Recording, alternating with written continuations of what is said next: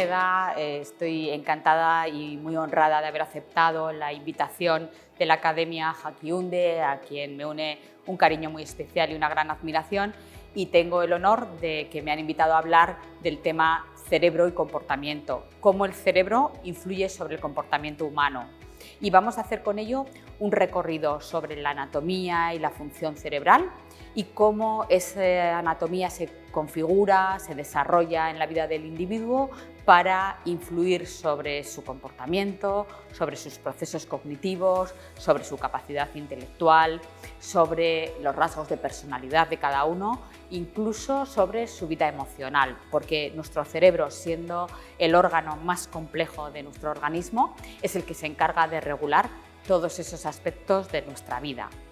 Por tanto, desde el desarrollo intrauterino en el vientre de la madre, el sistema nervioso central se desarrolla de una manera específica, más o menos saludable, en función de los nutrientes que adquiere, de la estimulación que le llega, de las reacciones y del cuidado que recibe, y así a lo largo de toda nuestra vida.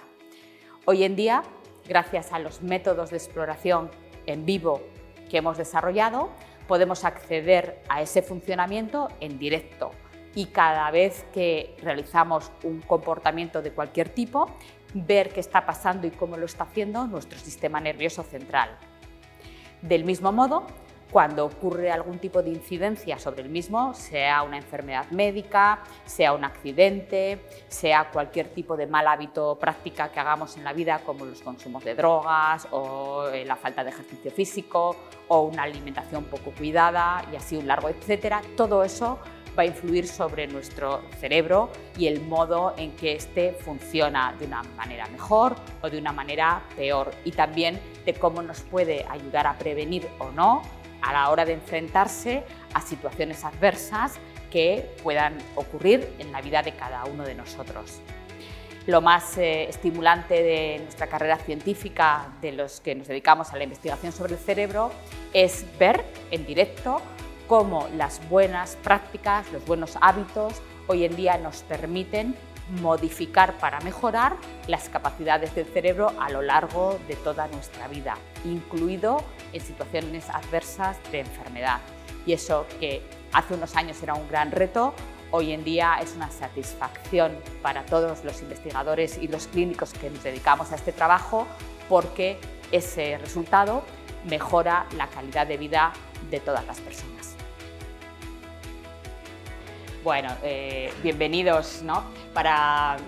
Además un poco de la presentación que hacía Sonia, yo voy a añadir un pequeño matiz, que es el de que soy profesora desde hace 28 años. Y la verdad, en distintas universidades, mayoritariamente en esta donde estamos hoy, en la Universidad de Deusto, pero en distintas universidades, y para alguien que es profesor de vocación, como es mi caso, pues ver un aula así de llena, un viernes a la tarde, en este contexto, organizado además por la Academia Jaquiunde, a quien me une un especial cariño y vínculo, y agradezco, para mí es un honor que me hayan invitado como parte de esta programación, pues estoy encantada, no puedo decir otra cosa. Así que mi idea es que hoy hagamos un recorrido juntos acerca de la relación que tiene el cerebro con el comportamiento humano. Seguramente algunos habéis estudiado biología en el bachillerato, sabréis algo del sistema nervioso central o no, o del cuerpo humano o no, pero lo que seguro que sabéis todos es algo sobre vuestro propio comportamiento, sobre las cosas que os pasan, que a veces reaccionáis, sois de una manera, de otra. A mí me pasa a menudo, sobre todo en clínica, que te vienen familias y dicen: mire, yo tengo 3 hijos, se supone que comparten la misma genética, porque le aseguro que son de los mismos padres los 3, ¿no?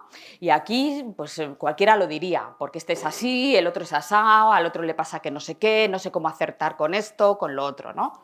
La realidad, el resumen un poco, es que en el comportamiento humano, además de la genética que acabo de mencionar, las variables y los factores que influyen en cómo nos comportamos cómo reaccionamos, cómo procesamos la información que recibimos, cómo vivimos las cosas que nos pasan, dependen de muchísimos factores, ¿eh?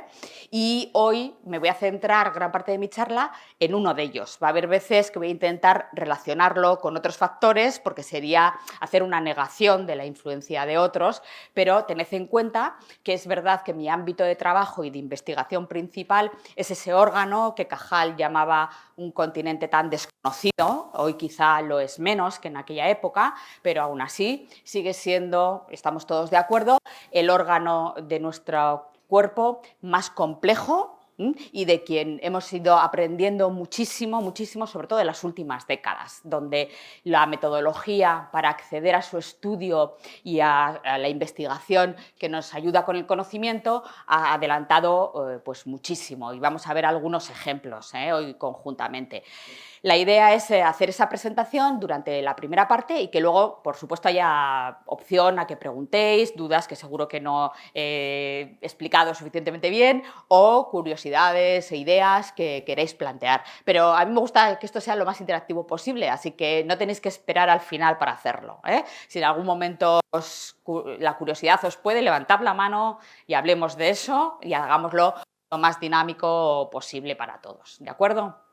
Bueno, pues fijaros que he mencionado al sistema nervioso central y entonces el cerebro como tal es esta parte superior en el interior de nuestra cabeza, pero realmente por sistema nervioso tenemos que reconocer que no tratamos solo de la parte del cerebro en sí, sino que también está compuesta por toda la parte que recorre nuestra columna de la médula espinal, las vértebras que la protegen, y luego hay un sistema nervioso que se llama también periférico, no central sino periférico, que va a ser el que conecte todas estas estructuras con el resto de extremidades superiores, los brazos, las piernas, etcétera, y esto se conviertan en dos sistemas que están constantemente interactuando para poder ser capaces de responder, de comportarnos, de movernos, de hablar, de hacer esta presentación y tantas cosas, lo que representa nuestra conducta.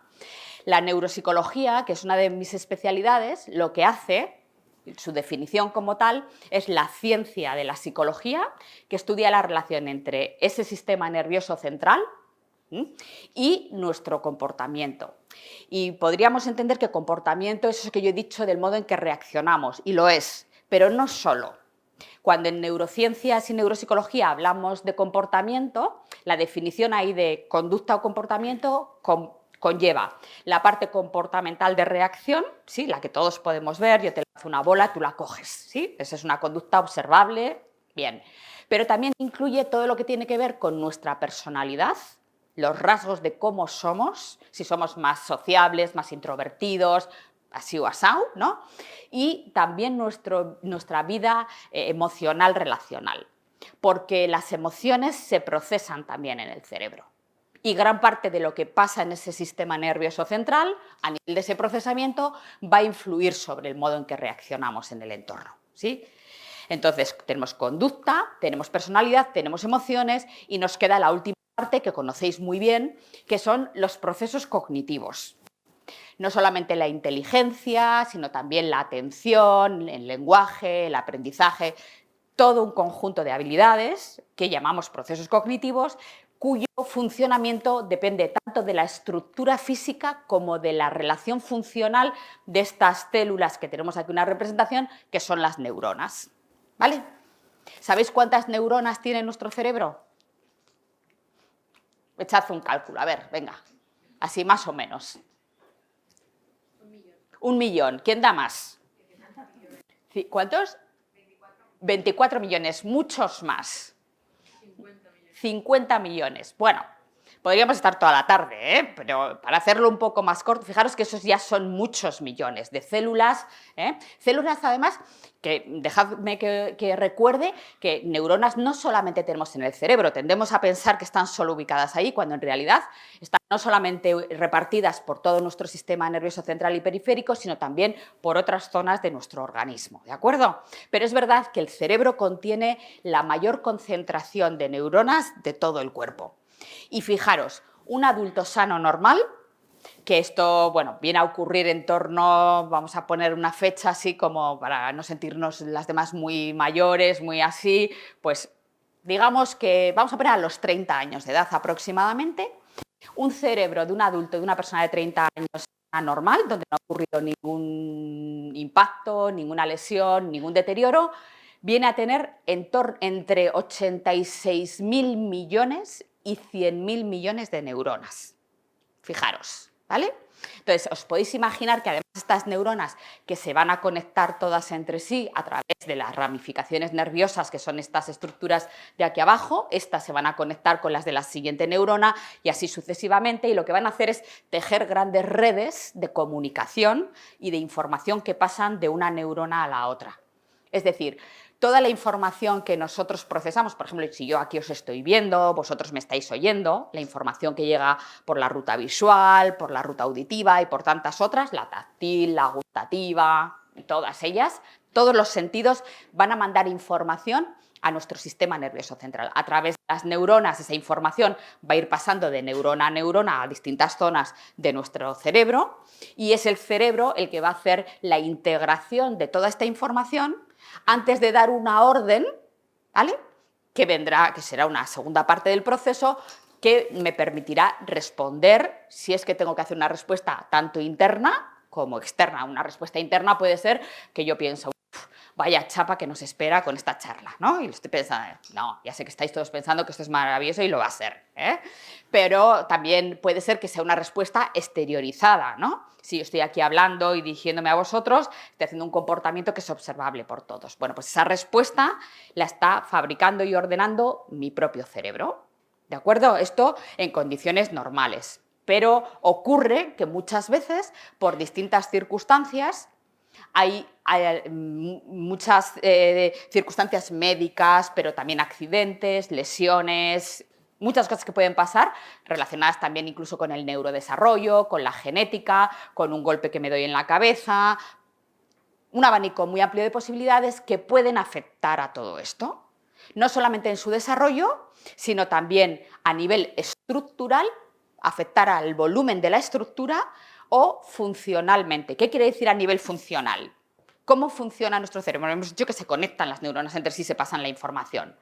Pues para hacer esas conexiones de paso de información necesitamos consumir energía. Es como un coche que si no tiene gasolina no funciona. Entonces, ¿de qué se alimenta el cerebro y las neuronas para poder funcionar? Decidme.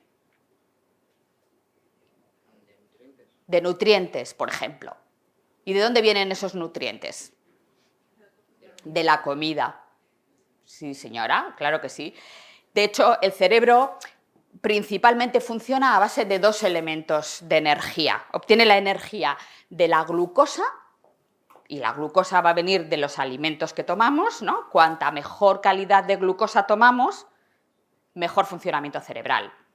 Glucosa la puedo obtener de un donut, ¿sí? Pero si la obtengo de una manzana, la calidad que tengo es infinitamente mejor y eso va a influir sobre el metabolismo de glucosa del cerebro para que éste funcione mejor. Va a obtener una energía de mucha mayor calidad. Y el segundo gran componente que permite su funcionamiento es el oxígeno. Es decir, cuando respiramos, estamos mandando partículas de oxígeno a nuestro cerebro. Si dejáramos de respirar, el cerebro produce